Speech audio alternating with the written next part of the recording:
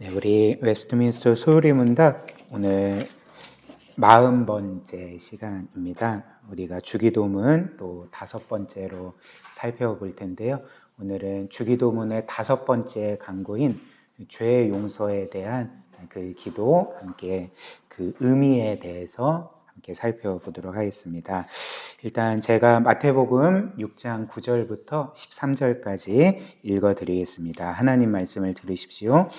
그러므로 너희는 이렇게 기도하라. 하늘에 계신 우리 아버지여, 이름이 거룩히 여김을 받으시오며 나라가 임하시오며 뜻이 하늘에서 이루어진 것 같이 땅에서도 이루어지이다. 오늘 우리에게 일용할 양식을 주시옵고 우리가 우리에게 죄 지은 자를 사하여 준 것 같이 우리 죄를 사하여 주시옵고 우리를 시험에 들게 하지 마시옵고 다만 악에서 구하시옵소서. 나라와 권세와 영광이 아버지께 영원히 있사옵나이다. 아멘. 우리는 지난주에 주기도문에 일용할 양식을 구하는 기도에 대해서 함께 살펴보았죠. 오늘은 이어서 죄 용서를 구하는 기도를 함께 살펴보기를 원합니다. 웨스트민스터 소리문답 105문 제가 질문 읽고 답을 같이 읽겠습니다. 주기도문의 5번째 강구에서 우리는 무엇을 위해 기도합니까? 답. 우리가 우리에게 죄 지은 사람을 용서하여 준 것 같이 우리 죄를 용서해 주십시오라는 주기도문의 강구에서 우리는 하나님께서 그리스도 때문에 우리의 모든 죄를 값없이 용서해 주시기를 기도합니다. 그리고 하나님의 은혜로 말미암아 우리가 진심으로 다른 사람들을 용서할 수 있게 되기 때문에 우리는 이 기도를 하나님께 드릴 수 있습니다. 우리가 지난 시간에 본 것처럼 우리의 육신은 매일의 일용할 양식을 필요로 합니다. 왜냐하면 우리의 육신은 적절한 양식을 섭취하지 않으면 온전히 그 생명을 발휘할 수가 없기 때문에 우리는 쇠하여지고 또 결국에는 죽게 되기 때문에 우리에게는 늘 육신의 일용할 양식이 필요합니다. 근데 똑같이 우리의 영혼에도 매일의 양식이 필요한 거죠. 이 땅의 양식이 아닌 우리에게는 매일 죄 용서라는 하나님의 은혜의 양식이 필요합니다. 그래서 우리의 몸이 일용할 양식 없이 온전히 살 수 없듯이 우리의 영혼도 매일 하나님께서 베푸시는 이 죄 용서의 은혜만이 은혜를 받아야지만 우리의 영혼이 온전히 살아갈 수가 있는 거죠. 그래서 저는 오늘 이 말씀을 그 3가지로 살펴보기를 원하는데요.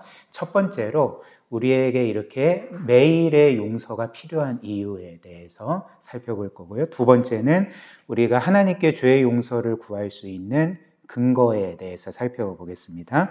그리고 더 나아가서 이 주기도문은 우리 자신의 죄뿐만 아니라 지체들의 죄의 용서를 위해 기도해야 됨을 알려준다는 것을 우리가 함께 살펴보겠습니다. 첫 번째로 우리가 매일 죄의 용서의 은혜를 구해야 되는 이유가 무엇일까요? 분명하지 않습니까? 우리는 매일 죄를 짓는 죄인들이기 때문에 그렇습니다. 그래서 성경 전체는 우리 사람에 대해서 결코 긍정적으로 말하지 않습니다. 성경은 우리에 대해서 죄인이다. 우리는 매일매일 죄를 짓는 사람이다 라고 그렇게 못 박아 말하는 거죠. 로마서 3장 23절 모든 사람이 죄를 범하였음에 하나님의 영광에 이르지 못하더니 또 전도서 7장 20절 선을 행하고 전혀 죄를 범하지 아니하는 의인은 세상에 없다. 죄를 범하지 아니하는 의인은 세상에 없다. 이렇게 말합니다. 또 이사야 64장 6절 우리가 그래도 죄만 짓는 것은 아니지 않습니까? 때로는 착한 일도 하죠. 의로운 일도 하지만 성경은 또 그것에 대해서 이렇게 말합니다. 무릇 우리는 다 부정한 자 같아서 우리의 의는 다 더러운 옷 같다. 우리가 내세울 수 있는 최상의 의로움이라 할지라도 거룩하신 하나님께는 죄가 섞여 있는 더러운 옷과 같다는 거죠. 그래서 뭐라고 합니까? 우리는 다 잎사귀같이 시들고 우리의 죄악이 바람같이 우리를 몰아가나이다. 이렇게 말하는 거죠. 그리고 디모데전서 1장 15, 16절 미쁘다 즉 신실하다 모든 사람이 받을 만한 이 말이요 그리스도 예수께서 죄인을 구원하시려고 세상에 임하셨다 하였도다. 사도 바울이 말합니다. 죄인 중에 내가 괴수니라. 지금 사도 바울은 자신을 죄인 중에 괴수라고 말합니다. 여기서 괴수라는 헬라어 단어는 이제 최고라는 의미거든요. 그러니까 이 세상 모든 죄인 중에 내가 최고다, 최고봉이다 이렇게 말하는 것입니다. 근데 여기서 우리가 헬라어 원문 문법을 보면 사도 바울은 그래 내가 과거에 죄인 중에 괴수였어 라고 말하는 게 아닙니다. 원어 성경을 보면 죄수였어 라는 과거형으로 말하지 않고 죄수이다 라는 현재형으로 말하는 거죠. 뭘 의미할까요? 사도 바울은 이때 너무나도 위대한 사도임에도 불구하고 여전히 나는 그냥 죄인이 아니라 죄인 중에 괴수다. 나는 최고의 죄인이다 라고 그렇게 고백하고 있는 것입니다. 그래서 16절 그러나 내가 국류를 입은 까닭은 예수 그리스도께서 내게 먼저 일체 오래 참으심을 보이사 후에 주를 믿어 영생 얻는 자들에게 본이 되게 하려 하심이라. 지금 그 사도 바울은 주께서 나를 너희의 본으로 삼았다, 모델로 삼으셨다 이렇게 말합니다. 그렇다면 지금 사도 바울은 하나님께서 자신을 어떤 본으로 모델로 삼았다고 말하는 것입니까? 그러니까 이런 게 아닌 거죠. 너희가 사도 바울처럼 살면 구원을 받을 거다. 이런 본이 아니겠죠. 여기서 하나님께서 사도 바울을 우리의 본으로 삼으신 것은 뭘 말하겠습니까? 사도 바울과 같이 나는 죄인 중에 괴수다라고 말하는 그 최악의 죄인이라도 하나님께서는 그를 그리스도의 보혈로 깨끗하게 씻으시고 그리스도의 그 생명값으로 구원하신다는 것을 보여주는 하나의 본으로 모델로 사도 바울을 세우셨다 이렇게 말을 하는 거죠. 그러니까 누구라도 구원을 받을 수 있다라는 그 본으로 사도 바울을 세우신 것입니다. 또한 요한일서 1장 8절부터 10절 만일 우리가 죄가 없다고 말하면 스스로 속이고 또 진리가 우리 속에 있지 아니할 것이요. 누구도 나는 죄가 없어, 나는 괜찮아, 이 정도면 의로운 거 아니야?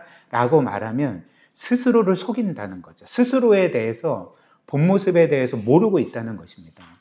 진리가 그 안에 있지 않기 때문에 자신의 본 모습을 보지 못하고 있다는 거죠. 그래서 9절 그럼에도 불구하고 만일 우리가 우리의 죄를 자백하면 회개하면 그는 미쁘시고 신실하시고 의로우사 우리 죄를 사하시고 우리의 모든 불의에서 깨끗하게 하실 것이요 만일 우리가 범죄하지 아니하였다 하면 하나님을 거짓말하는 이로 만드는 것이니 또한 그의 말씀이 우리 속에 있지 아니하리라.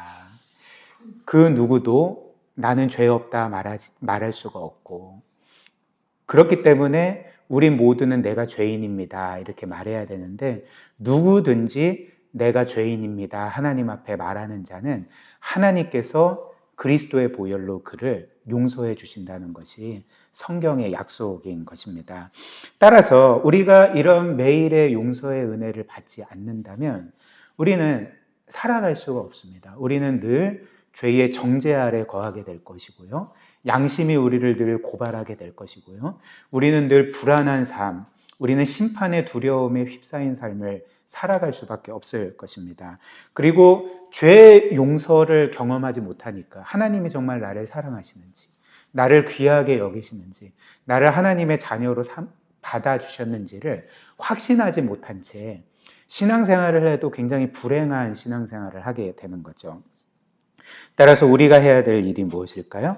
매일 우리의 죄를 고백하고 우리의 죄를 진실하게 회개하고 그리스도의 보혈을 확신하면서 하나님이 나의 죄를 용서해 주신다는 그 하나님의 사랑과 은혜를 늘 실제적으로 경험해야 한다는 것입니다.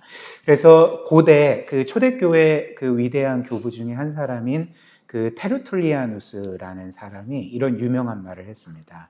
나는 회개하기 위해 태어났다. 이 세상 모든 사람들은 평생 동안 회개하면서 하나님의 사랑과 죄의 용서의 은혜를 누려야 한다는 거죠. 그 다음 두 번째로, 그렇다면 우리가 하나님께 회개할 때 우리가 죄의 용서를 구할 수 있는 근거는 무엇인가? 일단 오늘 주기도문의 말씀에서 주님은 너희는 이렇게 기도하라. 우리가 우리에게 죄 지은 자를 용서해 준 것처럼 우리의 죄도 용서해 주십시오. 이렇게 기도하라. 이렇게 말씀하시지 않았습니까? 근데 이 구절만 딱 떼어놓고 보면 마치 우리가 우리에게 죄 지은 사람을 용서해 주는 것을 조건으로 해서 우리가 하나님께 죄의 용서를 구할 수 있는 것처럼 그렇게 보이기도 합니다. 즉, 우리가 남들을 용서하는 것이 우리의 죄의 용서를 받는 조건처럼 그렇게 보이는 말씀이기도 하다는 거죠. 근데 그렇지 않습니다. 한번 생각을 해보십시오. 저나 여러분들이나 우리가 어떤 죄를 지을 때 그 죄의 용서를 받을 수 있는 자격 조건이 우리가 우리에게 죄 지은 사람을 용서하는 것이라면 우리는 과연 죄의 용서를 늘 받을 수가 있겠습니까? 그럴 수가 없습니다. 왜냐하면 이 세상에서 가장 힘든 일 중에 하나가 우리에게 죄를 짓고 우리에게 어떤 피해를 준 사람을 사랑하고 용서하는 것이기 때문에 그렇습니다. 만약에 우리가 다른 사람들을 용서하는 것을 조건으로 해서 하나님께 죄의 용서를 받는 것이라면 그 말씀은 우리에게 사실 재앙이 될 것입니다. 우리를 끝없이 절망하게 만들 것입니다. 왜냐하면 우리는 그렇게 할 수 없는 사람들이기 때문에 그런 거죠. 특별히 하나님께서 우리에게 요구하시는 용서는 우리가 생각하는 그래 내가 너를 용서할게 이렇게 말하는 게 아닙니다. 사실 우리는 겉으로는 그래 내가 너를 용서할게 라고 말해도 우리 안에는 여전히 앙금이 있지 않습니까? 여전히 그 사람을 싫어합니다. 그리고 말은 그렇게 하지만 나는 더 이상 너를 보고 싶지 않아 라고 그 사람을 대하는 게 우리의 모습 아닙니까? 그러나 하나님께서 우리에게 요구하신 용서는 그런 게 아니라 완전한 용서인 거죠. 우리 주님께서는 심지어 원수까지로 사랑하고 용서하라고 말씀을 하셨습니다. 그래서 하나님께서 우리에게 요구하시는 용서가 이런 것이라면 우리는 우리에게 죄 지은 자를 우리가 용서해 준 것을 조건으로 나를 용서해 주십시오라고 결코 말할 수가 없는 거죠. 우리는 이것 자체가 우리에게 재앙이 될 것이고 우리를 절망하게 만들 것입니다. 우리는 결코 이런 조건으로는 죄 용서를 받을 수가 없는 거죠. 따라서 성경이 말하는 죄 용서의 유일한 근거가 무엇입니까? 우리가 다른 사람을 용서하는 것이 아니라 그리스도께서 우리를 용서하시기 위해서 이미 행하신 일이라는 거죠. 그리스도께서 우리를 위해서 우리의 모든 죄를 짊어지시고 이미 죽으신 것만이 우리가 하나님께 죄 용서를 구할 수 있는 유일한 근거인 것입니다. 이것을 믿을 때 우리는 늘 하나님께 용서를 받을 수가 있는 거죠. 그리고 이미 영원히 용서를 받았습니다.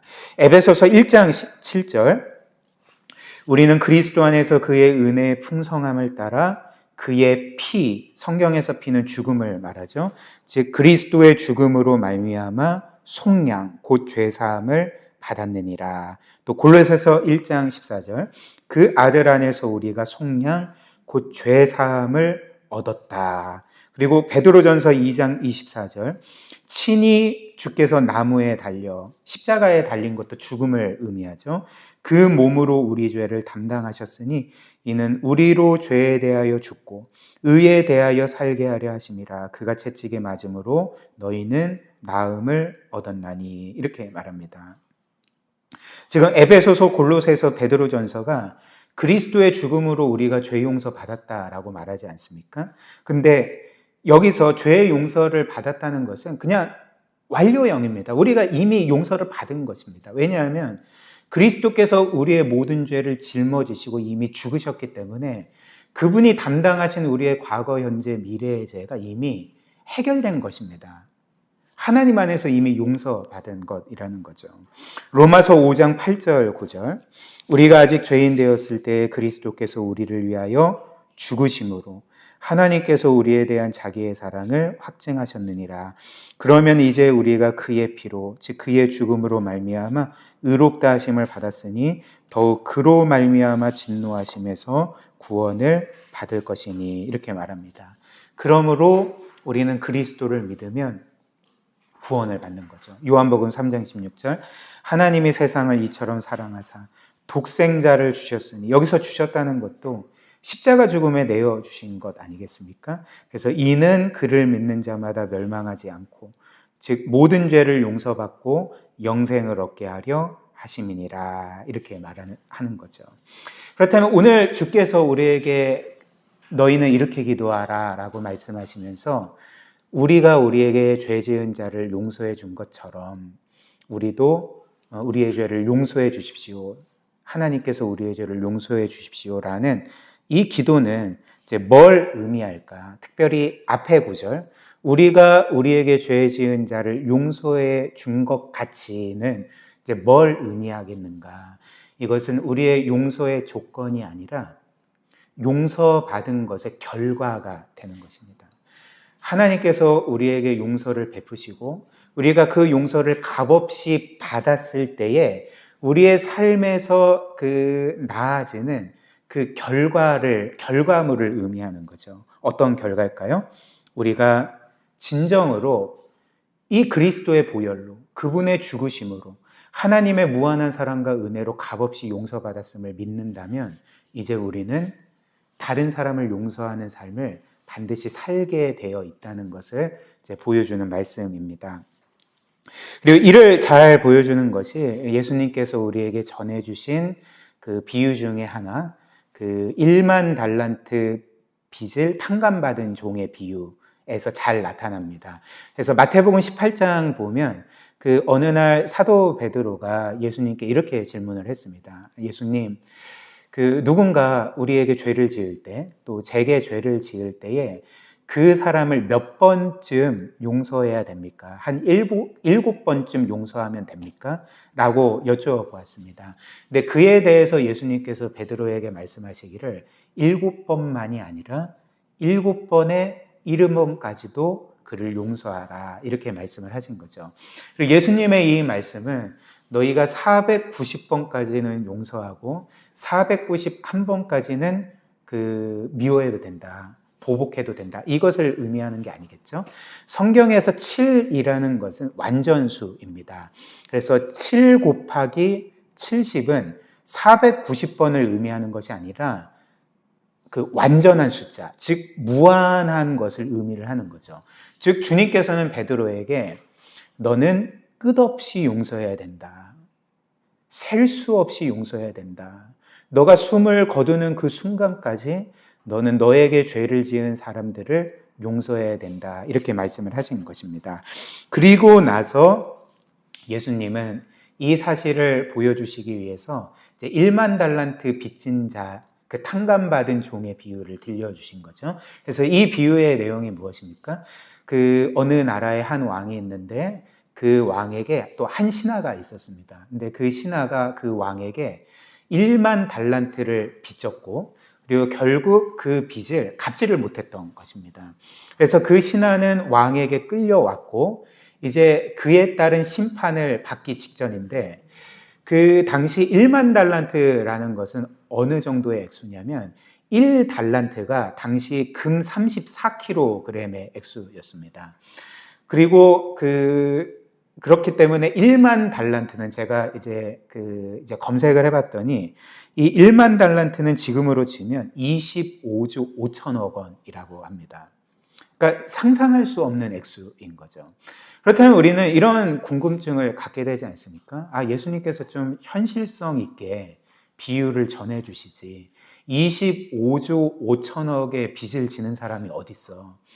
좀 한 3억이라든지 5억이라면 뭔가 우리가 현실감 있게 들을 수 있을 텐데 25조 5천억은 뭐람? 이렇게 생각할 수 있지 않겠습니까? 그렇다면 왜 주님께서는 이렇게 현실성 없이 우리의 뭔가 그 현실과는 동떨어진 그 터무니없는 액수의 빚을 말씀을 하신 걸까? 여기에는 예수님의 의도가 있습니다. 그 의도가 무엇일까요? 예수님의 의도는 우리의 죄의 빚이 하나님께 그 죄를 지어서 하나님께 갚아야 될 그 죄의 빚이 무한하다는 것입니다. 그만큼 엄청나다는 것입니다. 우리의 죄는 그만큼 크고 중하여서 우리 스스로는 그 죄의 빚을 갚을 수가 없고 우리는 심판을 피할 수가 없다는 사실을 보여주시기 위해서 25조 5천억의 빚을 진 그 종의 비유를 들려주신 거죠. 그렇다면 그 왕은 이 신하를 어떻게 대했을까요? 놀랍게도 이 왕은 그 신하의 그 빚 1만 달란트를 그냥 값없이 탕감해 주었습니다. 용서해 주었던 거죠. 그러니까 뭘 의미할까요? 하나님께서 우리를 용서해 주신 것, 하나님께서 우리의 죄를 탕감해 주신 것이 마치 이와 같다는 것입니다. 우리는 무한한 죄를, 그 셀 수 없이 많은 죄악들을 단 한 번에 용서받은 사람들입니다. 그런데 이제 우리가 눈여겨볼 것은 주님께서는 이 비유에서 죄를 그 빚에 비유하시지 않습니까? 그리고 실제로 주기도문에도 그 이 죄 용서를 구하는 기도에서 사실 헬라어 원문을 보면 죄라는 단어가 없습니다. 우리가 우리에게 죄 지은 자를 용서해 준 것처럼 우리의 죄를 용서해 주십시오라는 이 구절에서 헬라어 원문을 보면 죄라는 단어가 없습니다. 대신 죄가 빚이라는 단어로 표현이 되어 있는 거죠. 그러니까 여기서도 보게 되는 사실이 무엇입니까? 예수님은 우리의 죄를 빚에 비유한다는 것입니다. 즉 우리가 하나님께 죄를 지은 것은 마치 하나님께 거대한 빚을 진 것과 같다고 말씀을 하신 것이라는 거죠. 그렇다면 왜 주님께서는 우리의 죄를 빚에 비유하셨을까? 그 이유는 일단 우리가 어떤 사람에게 죄를 지으면 반드시 피해를 가져다 주지 않겠습니까? 그게 물리적인 피해든지 금전적인 피해든지 아니면 정신적인 피해든지 간에 우리가 어떤 사람에게 죄를 지을 때는 반드시 피해가 발생됩니다. 그리고 그 피해가 발생된다는 것은 뭘 의미합니까? 우리가 그 죄에 대해서 뭔가 보상을 해줘야 되고 빚을 지는 것을 의미한다는 거죠. 그렇기에 이 죄라는 것은 반드시 우리에게 채무를 발생시키는 거죠. 빚을 발생시킨다는 것입니다. 그래서 우리는 반드시 그 죄값을 치러야 되고 보상을 해야 된다는 것입니다. 그렇다면 우리의 죄가 이렇게 다른 사람들에게 피해를 입히고 빚을 지는 것이라면 더 나아가서 우리가 이 죄를 용서받는 것은 어디에 비유되겠습니까? 그 빚을 탕감받는 것이 되는 거죠. 우리가 죄를 용서받는 것은 우리가 남에게 죄를 지음으로 피해를 입혀서 빚을 지게 된 것이 다 탕감받는 것을 의미한다는 것입니다. 그렇다면 우리가 이렇게 어떤 사람에게 죄를 짓고 피해를 입혔을 때 그 사람이 우리의 죄의 빚을 용서해 주었을 때 그 피해를 그냥 용서해 주었을 때 그렇다면 우리가 그에게 입힌 피해 그리고 우리가 진 빚이 그냥 허공에 갑자기 사라집니까? 아무 일도 없던 것이 되겠습니까? 그렇지 않습니다. 예를 들면 만약에 미선이가 예은이에게 금전적으로 손해를 입혔다고 해봅시다. 한 1억 원의 피해를 입혔다고 해봅시다. 그러면 미선이는 예은이에게 1억 원의 빚을 진 것 아니겠습니까? 근데 예은이가 미선아, 너의 1억 원의 빚을 내가 그냥 탕감해 줄게. 없던 일로 해줄게. 용서해 줄게. 라고 하면 예은이가 입은 그 1억 원의 피해가 그냥 갑자기 사라지는 것입니까? 없던 일로 되는 것입니까? 그렇지 않습니다.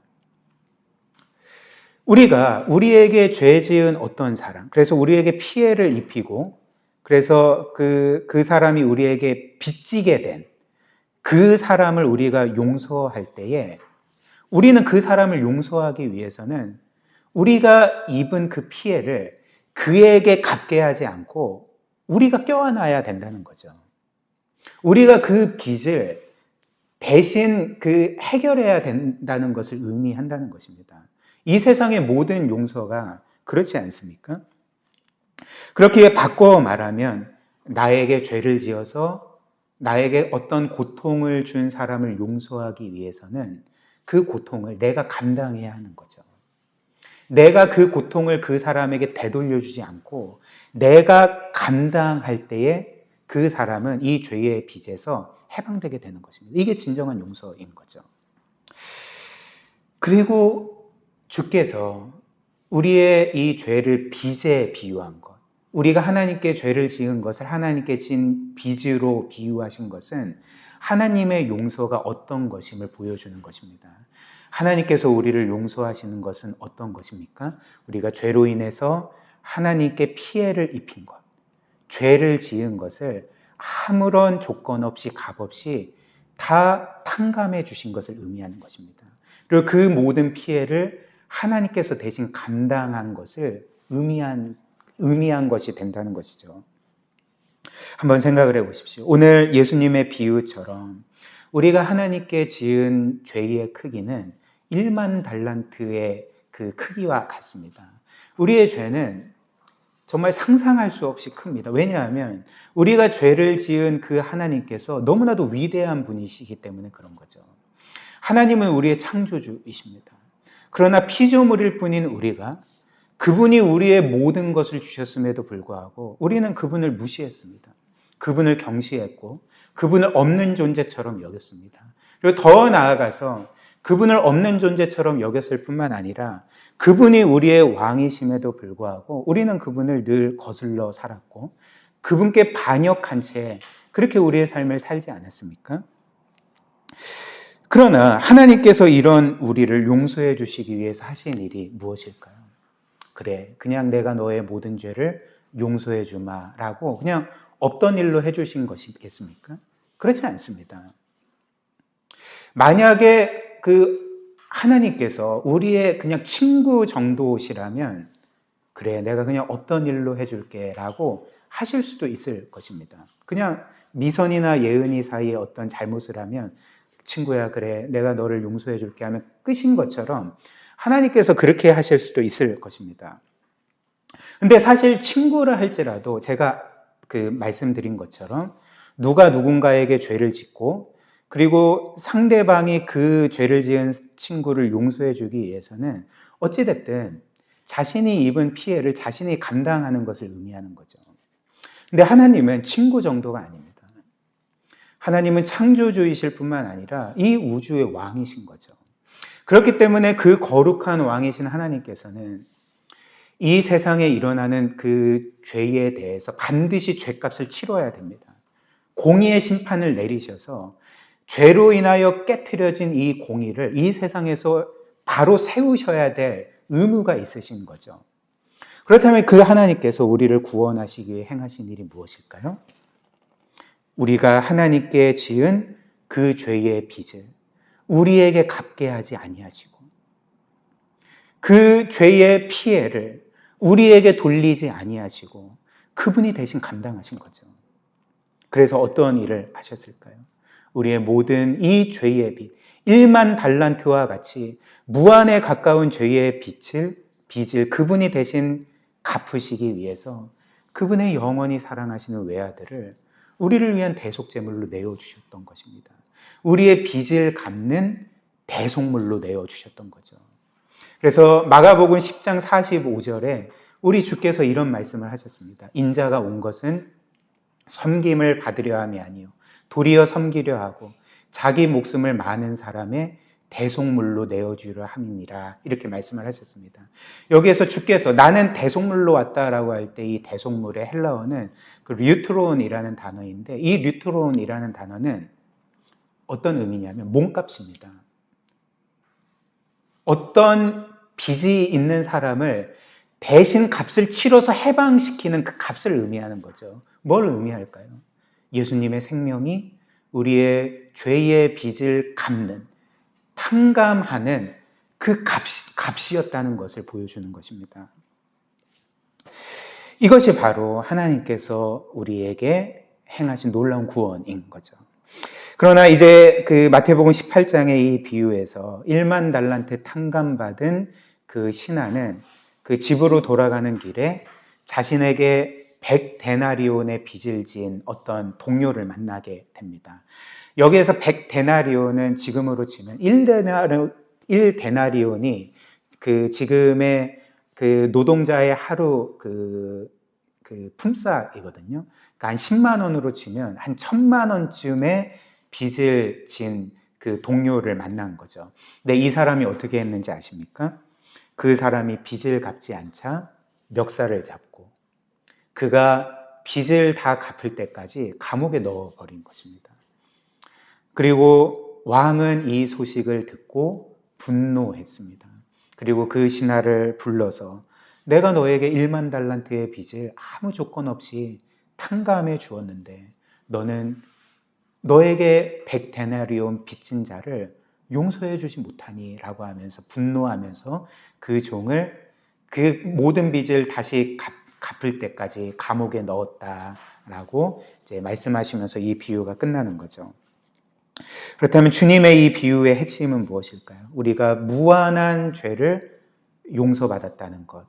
그리고 더 나아가서 우리가 이런 무한한 용서를 받았다면 우리는 반드시 용서하는 삶을 살게 되어 있다는 것. 근데 만약에 우리가 용서하는 삶을 살지 못한다면 우리가 여전히 원수로 여기는 사람들이 있고 그를 미워하고 증오하는 사람들이 있다면 우리는 하나님의 사랑과 이 은혜와 이 무한한 용서를 진짜 믿는 게 아니라는 것을 주께서 우리에게 알려주신 것입니다. 따라서 이제 결론적으로 오늘 이 주기도문의 말씀, 우리가 우리에게 죄 지은 자를 용서해 준 것처럼 우리의 죄를 용서해 주십시오라는 이 기도는 이제 이런 기도가 되는 거죠. 하나님께서 이미 저의 이 무한한 죄를 당신의 아들의 생명값으로 탕감해 주시고 저를 용서해 주신 것을 제가 믿습니다. 그래서 저도 그 은혜를 기억하면서 다른 이들을 용서합니다. 또 용서하겠습니다. 그리고 다시 한번 저의 이 모든 죄악들, 오늘 지은 죄악들을 주의 은혜로 용서해 주십시오라고 이제 기도하는 것이 이 주기도문의 이 5번째 간구, 죄 용서의 기도의 내용의 핵심인 거죠. 그리고 마지막 3번째로 이 주기도문의 죄 용서의 간구는 이것 또한 우리의 개인 차원의 기도뿐만이 아니라 공동체의 기도입니다. 즉, 이 기도는 나의 죄를 용서해 달라는 기도일 뿐만 아니라 우리의 죄를 용서해 달라는 기도라는 거죠. 오늘 이 말씀이 분명히 우리에게 알려주지 않습니까? 주께서는 그래, 너는 너의 죄를 하나님께 용서해 달라고 구하라 이렇게 말씀하시지 않고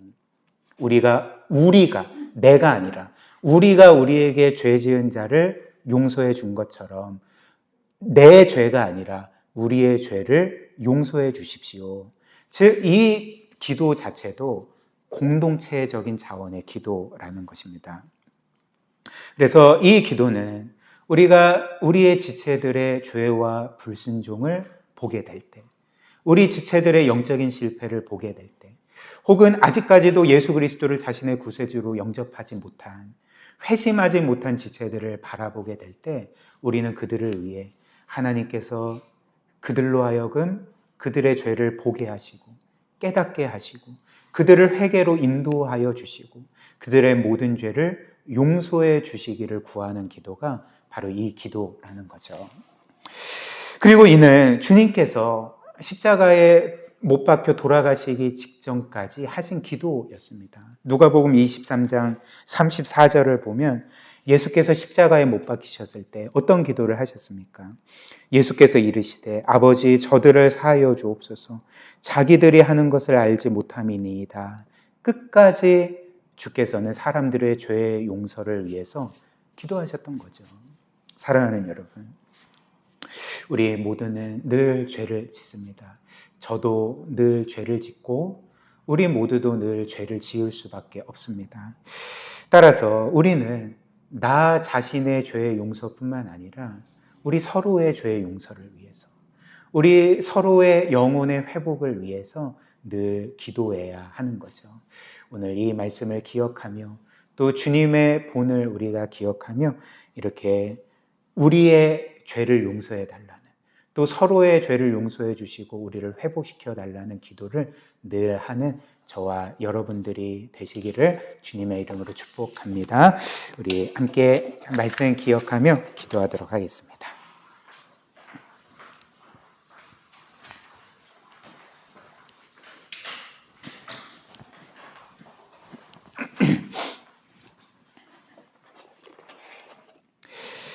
우리 이 시간 먼저 기도할 때 오늘 말씀 기억하면서 기도했으면 좋겠습니다.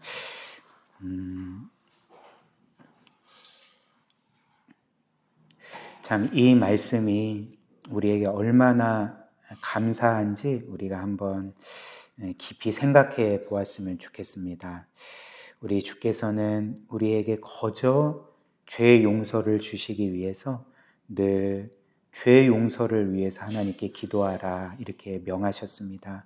우리가 뭘 잘했기 때문이 아니라 우리가 뭔가 거룩하고 의로운 삶을 살았기 때문에 하나님께 죄 용서를 구할 수 있는 것이 아니라 여전히 죄 많고 실패 많고 불순종이 많아도 그리스도께서 우리를 위하여 이미 죽으심으로 영원한 대속을 이루셨기 때문에 하나님은 얼마든지 또 언제든지 내게 죄 용서의 은혜를 구하라 이렇게 말씀하십니다.